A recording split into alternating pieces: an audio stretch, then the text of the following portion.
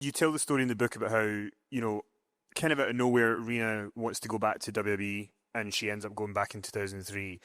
I mean, for you, you don't want anything to do with it. You don't want to go back. You're kind of done with wrestling. But when you see her, she makes that first appearance on SmackDown. She's kissing Tori Wilson and she's kind of back in the fold. Are you able to sort of be like, okay, good for you. I'm happy for you. That's what you want to do? Or is there frustration from your end that's happened? Well, all that started happening more after we split. Even though we were still married, a lot of it started getting worse and worse. What she was, doing on television, especially the scenes with Vince McMahon, opening mouth kissing Vince McMahon, like it was just, horrible. And it was just a really hard time in my life seeing we were still married, but she was on TV and watching what was happening and how bad it's getting. It was just horrifying, man. Just a tough thing. And any guy sitting out there that's been in love and had their heart broken, know exactly what I'm talking about. But I mean, it's not the obviously the most uplifting story in the world to talk about, but talk about you finding out that it's over and what's happened. Well, what happened was, I shared, guys. I got to be honest. I poured my heart on this book. In other words, I shared stories that no one even knows about me. That when you read them, you're going to go, "Oh my gosh!" And I had to share from my heart, guys. I mean, I just share. I mean, everyone's going to tell you there's two sides to every story, but I can only share my side, my feelings, and what I went through. What happened to me was I was a stay-at-home dad while my wife was on the road wrestling. Our daughter Mariah would get my wife would call us every night on the road to tuck Mariah in, say goodnight, and of course say goodnight to me too. And she'd call and we'd have a nice talk and stuff. Well, take care, and we'd say a little prayer together or something. And the phone calls started getting less and less, and I just knew she was really busy, and they were going from town to town like we used to do. And one night she just didn't call. Mariah was real upset that mommy didn't call. And so once I tucked Mariah in and went to bed, I went to the phone, I called her up, and it went to voicemail. And I left her this promo like, what the, why aren't you calling us? What is going on? And a little while longer, I started feeling really guilty. Like, man, I know what it's like on the road. I know how tough it is, maybe she's just, driving or whatever. And so I called back her phone because I have her code to listen to voice messages as she had mine. We had the same AT&T phones and everything. So I called up her phone. I punched her code to get the voicemail that I'm going to delete because I don't want her to hear it. And it says, you have 2 unheard messages. So you obviously got to hear the first message before you hear yours. And the message was from a man saying, hey, I'm really sorry about last night. I was a little, aggressive or whatever. I can't remember exactly what it was, but it was obviously she was with somebody. I didn't know who it was. And so I go to my message and delete my message. And I pick her up at the airport and I play the message for her back. I go, who's this? And she looks at me and says, Mark, I want a divorce. What? I was shocked. Like, you can't even explain. Maybe some of you guys lost a loved one or know the feeling. And I was like begging her, no, we could work through this. What happened? Tell me. We could talk about it. No, I want a divorce. And she moved out immediately and took Mariah with her. And next thing, I'm in this beautiful home with fountains and streams going into this big pond and 5 acres and tennis court, basketball court. And I'm all by myself. And I would just walk around from room to room, thinking of all the memories we had. And then seeing her on TV and watching her become Vince McMahon's kind of, I don't know what it was, what happens there, what they were doing. So when that happens, how do you then find out that it's Brock, and what's your reaction to kind of finding that out?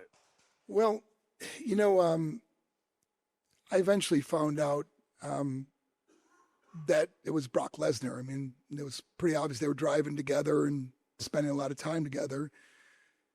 And I told this funny story on JR's podcast, but I said, you know, when I find out who this guy is, I'm going to beat the tar out of him.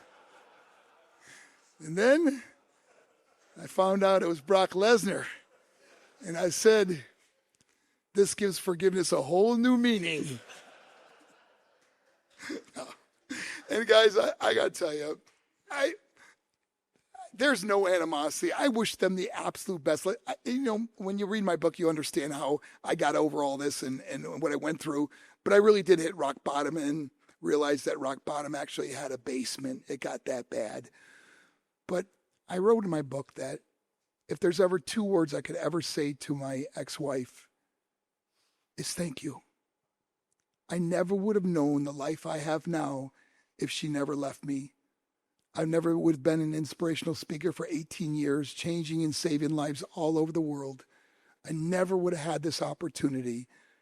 And I lived the most incredible life. I have friends and family that adore me, and I have a beautiful girlfriend that I spend tons of time with now, and it's just a good life. But it did get bad for a while. I mean, when And I know, I know, you know, it's so funny. Kenny's not going to let me leave until I tell you this story, okay? I know, I'm really sorry. Yeah, because I think it is important to talk about it because, you know, people have gone through stuff and it's good to see that you can come out the other side of it. So if you can, as much as you feel comfortable talking about it, what happened, you know, Christmas Day 2003 that kind of, you know, was your rock bottom? Well, I got back into drugs again. And, you know, once we got divorced, you know, you split everything. And so I started going through our money. My money, because we split everything. I started going through my money so quickly, making horrible decisions. I got heavily into gambling, not just at casinos, but day trading, making horrible decisions with money and didn't care. Just wanted to party and buying drugs all the time, flying me and my friends all over the place. And it just got more and more depressing. And then I was down. I remember at one time, I believe we had around $5 million, and I'm down to my last 200 grand. I know it sounds like a lot, but when you live a certain lifestyle, you go through it so quickly. And I'm down to my last couple hundred grand. And I remember the depression got so bad, the drugs, the alcohol, everything I was just spinning out of control. And my mother and my little brother and sister both died at 21. My mother died at 58. My dad died while I was holding him in my arms. And now Rena leaves me. And everyone that meant something to me is pretty much gone, except my other brother, Joel, who's, you know, spending time in jail, and my sister Jody, who's going through her own overdose. And it was Christmas Day, and I had no place to go. And I didn't want to sit in that house because we used to have that big tree there. I had no trees. I had no nothing, just me. I drove to Cocoa Beach, Florida, and I sat under a pier on Christmas Day. And I remember just watching the waves roll in and roll out. And I didn't want to be here anymore. I had nothing to live for. Everything I loved was gone. And I drove home to retrieve my handgun. And it was a handgun that had the hair trigger. It's gone off twice in my house accidentally, where I had to have a roof guy come and fix it, and another a plaster guy come to fix the wall. Twice it went off accidentally, just putting it down. It boom goes off. And I got this, so I retrieved this gun. I walked into. We had these big walk-in showers in my home, and I walked into this shower. I spread my legs. I put the gun to my temple. I leaned against the wall. And the idea was I would slide down the wall, and when my bottom hit the ground, kind of like a wrestling bump, I'd pull the trigger.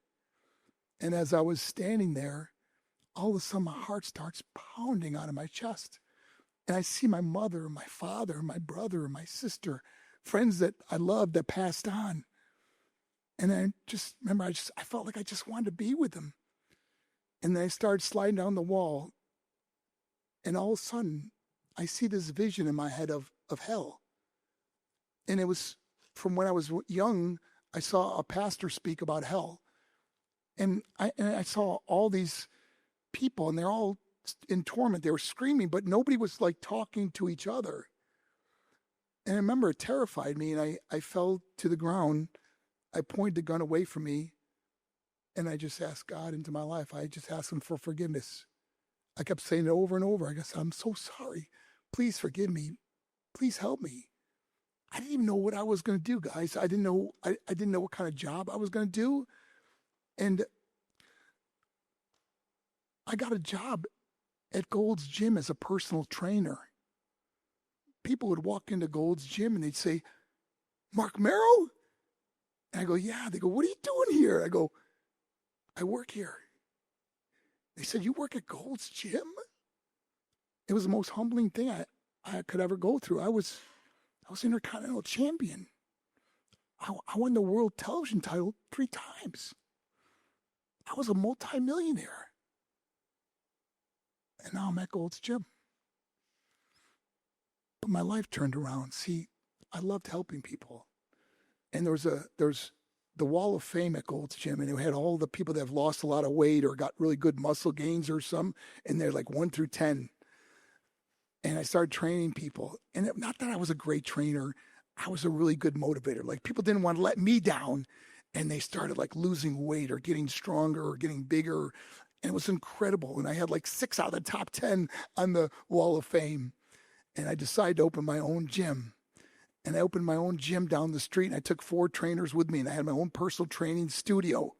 And a friend of mine said, hey, Mark, there's an office building for sale for $216,000. And I go, that's all the money I got. And I went and bought that office building. And lo and behold, I get a phone call at my new personal training studio. And it's Melbourne High School football coach, and he wants me to come and speak to the football players about not doing steroids and drugs. And I said, sure, I'd love to. And I went and talked to the players, and they started writing me. Facebook was very popular with students back then. They would write me messages on Facebook on, man, that really was a good inspirational speak, man. You changed my life. I thought, wow, that's cool. Well, unbeknownst to me, that football coach calls the other football coach in their school, goes, hey, we just had Marc Mero here, man. The kids love him. And he goes, well, let him speak to our whole school. And it slowly took off. And then I was doing schools in Atlanta, and DDP, I would stay at his house when I was in Atlanta. And DDP has that whole DDPY yoga thing, and he's got all these guys filming for him and stuff. So he says, hey, can the guys come down and film one of your presentations? I said, sure. And they filmed the presentation. A few days later, DDP calls me up. He goes, hey, bro, we got this 5-minute video. You mind if we put it on YouTube? Hey, you never know. Maybe it goes viral. 500 million views on that thing now. It's just incredible. It led to 3,000 booking requests for me. But the way I want to share this story, guys, is that I've been doing it 18 years now. Well, you remember that $216,000 office building? Well, when I moved to Atlanta 4 years ago, I sold it, but I held the note. I'm the bank at 6% interest, right? So they pay me $2,500 a month for 10 years. At the end of 10 years, they owe me a lump sum payment in 10 years. After paying me all that money, the payment is $216,000. I tell you, man, God could turn your life around so quickly. Everything I lost has been given back. There's some months, there's some years that I've done as an inspirational speaker when I'm doing a lot of corporate events where I made more money doing that than I did in a year in a professional wrestling. God is good, and He's real, and He gave me this whole new life. And from that day on, 2003, when I asked God into my life, I have never touched a drug since that day. And I'm not like, I didn't go to rehab or anything. I'm not against all that. I'm all for that. But for me, it was like I made a decision. I could never let Him down after what He did for me. And my life has just been a blessing. And it's all in the book. And there's obviously some stories that we didn't share that are pretty dark and things I went through. But guys, I don't care what you go through in life, whether Some of you may have hit rock bottom, or maybe you're there now. Just don't ever give up, man. I want to close by saying this, guys, that as adults, we sometimes become complacent and we settle for the status quo. One day becomes the next, and years go by. And we say things like, I wish I would have done this, or I wish I could have done that. Or we say things like, those were the days. Guys, I'm here to tell you, these are the days. These are the days we learn from past mistakes. We grow in grace and knowledge. We can accomplish anything we set our minds to. My gosh, you may have a book. You may have a story. I know a good publisher, okay? You have no idea what you can do. You have to believe that the rest of your life will be the best of your life. Those are the days, the rest of your life, the things that you're going to accomplish, the things you're going to change in your life. Life is short. Live it. Love is rare. Grab it. Anger is bad. Dump it. Fear is awful. Face it. Memories are sweet. Cherish it.